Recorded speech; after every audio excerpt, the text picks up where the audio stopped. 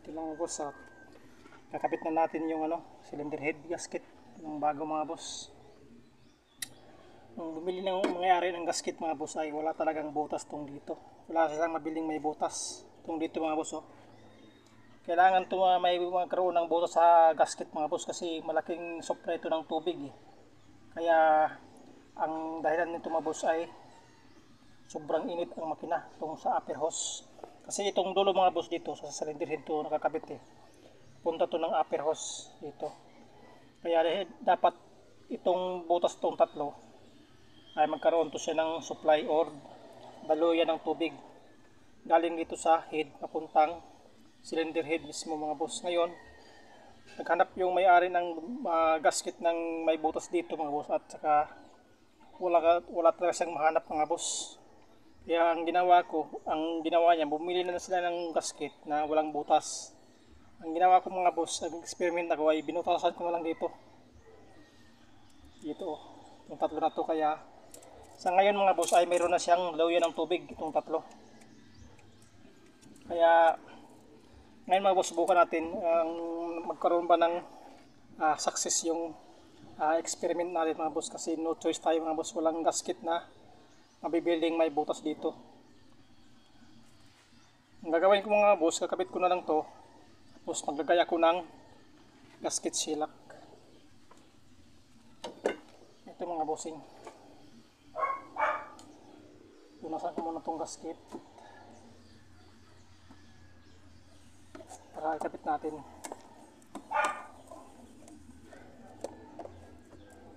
Ito mga boss gasket shellac.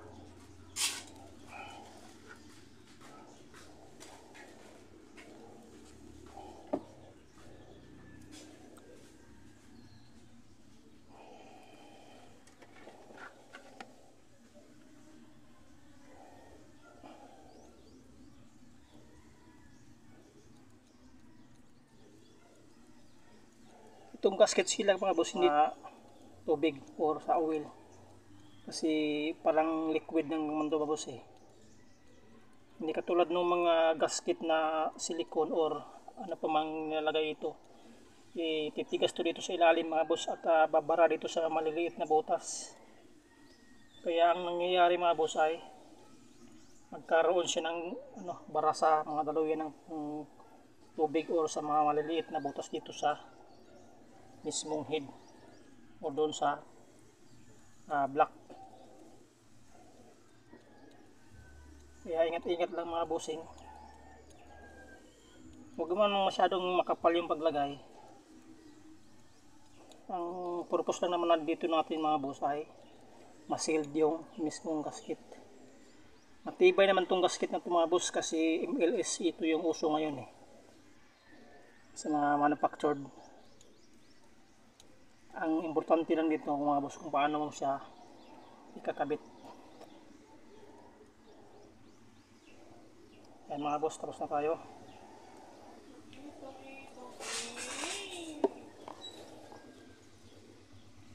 Yan. Tingnan natin mga boss na tama yung kakabit natin ng gasket.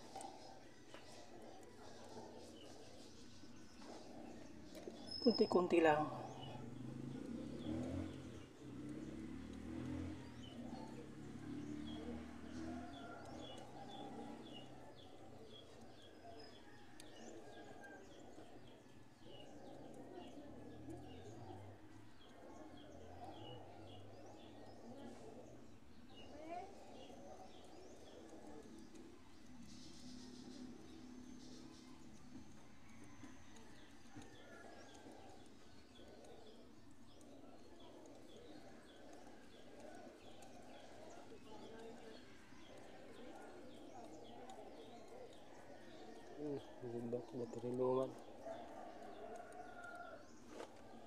Lagay ng gasket shellac mga boss, pwede natin kabit yung cylinder head.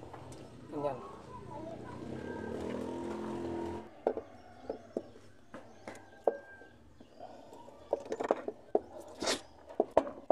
Yan mga boss, pumasok na. Pwede natin lagay yung mga bolt. Siguraduhin nyo mga boss na malinis yung bolt at saka yung lagayan ng bolt para makuha natin yung tamang torque.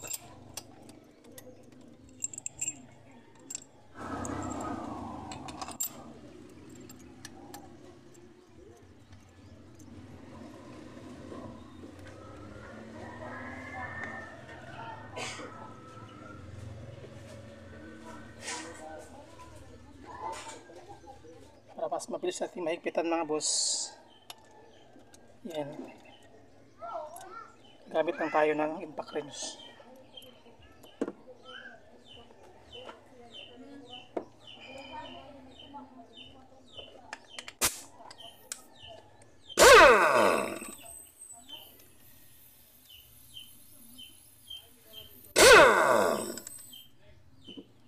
Bukan ito sa gitna.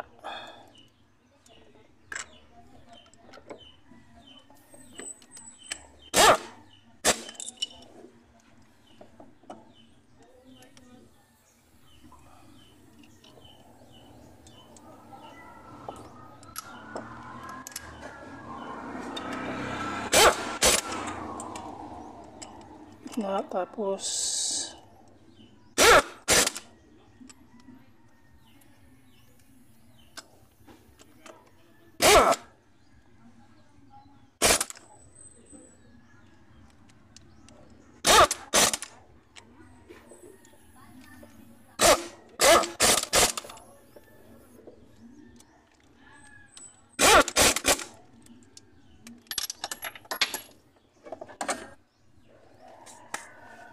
itong paraan mga boss tayo para mabilis tayo maghigpit.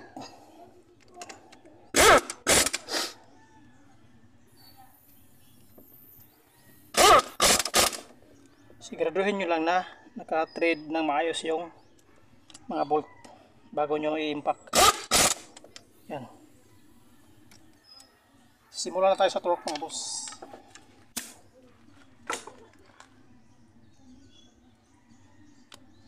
£44 mga boss.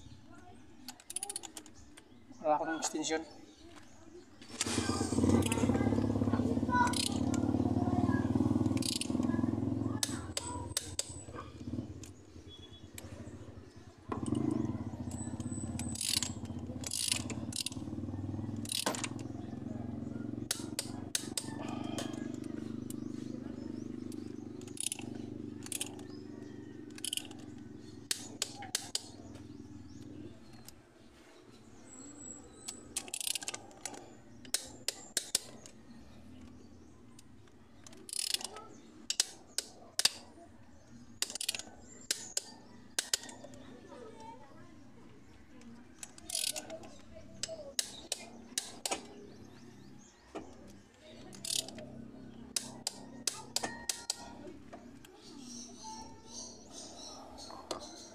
Tayo ng 55. Ito mga boss. Tapos na tayo sa 55 mga boss ay ngayon subukan natin dito sa 65 foot-pound.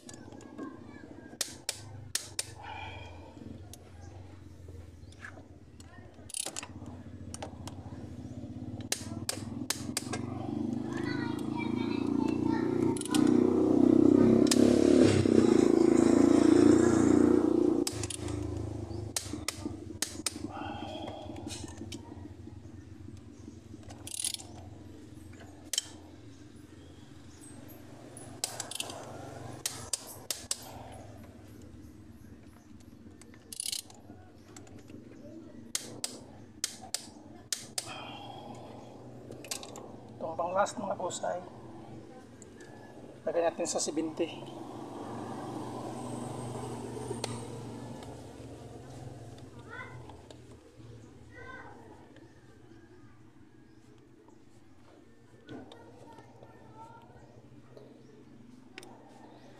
£70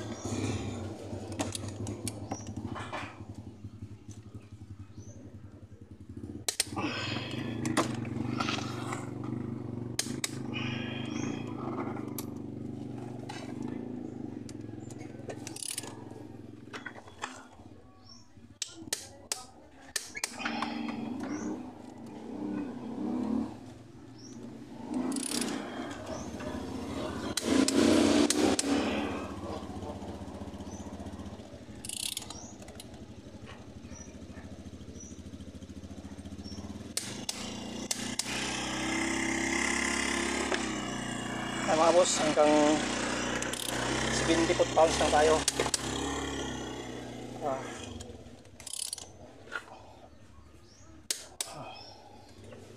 Okay na ito mga boss, kakabait pa namin lahat yung intake, exhaust, saka yung timing para ito na mga boss. Hindi ko na nabidyohan yung pagkabit ng timing belt, pasensya na kayo mga boss. Meron naman tayong video sa kung paano magkabit ng timing belt.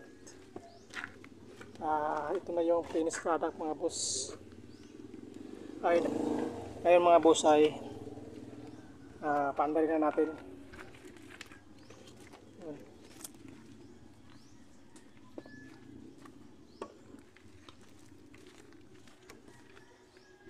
Paandarin natin yung makina kung okay na ba mga bossing.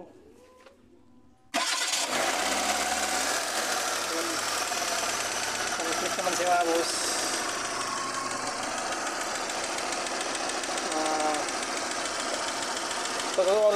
Totoo lang mga bossing ay subukan ko na to kasi mahirap ibigay ang sasakyan pag may problema pa rin mga boss. Kaya nung pinaandar ko ito mga boss, sinubukan ko muna kung nag-overheat pa ba yung sasakyan.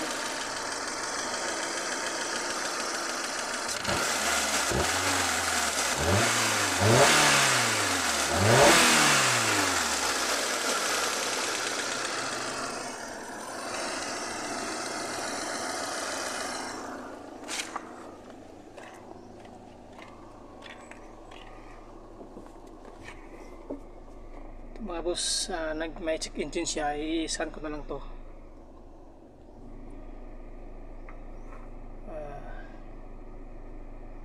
Pero so far mga bossing ay umandar na rin yung sasakyan natin. Ayos natin mga boss, tuloy na itong ibigay.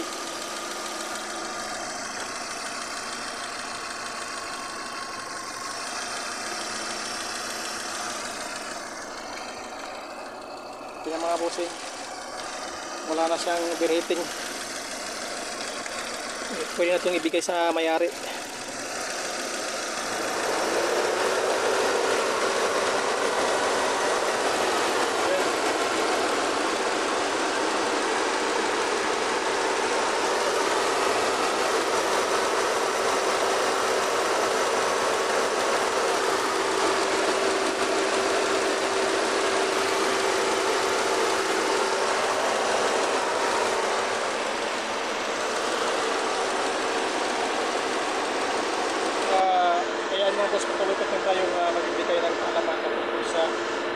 solusyon or problema na yung mga sasakyan mga boss. At thank you sa inyo mga boss. At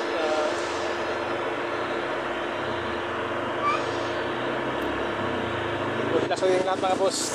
Don't be a parts soldier.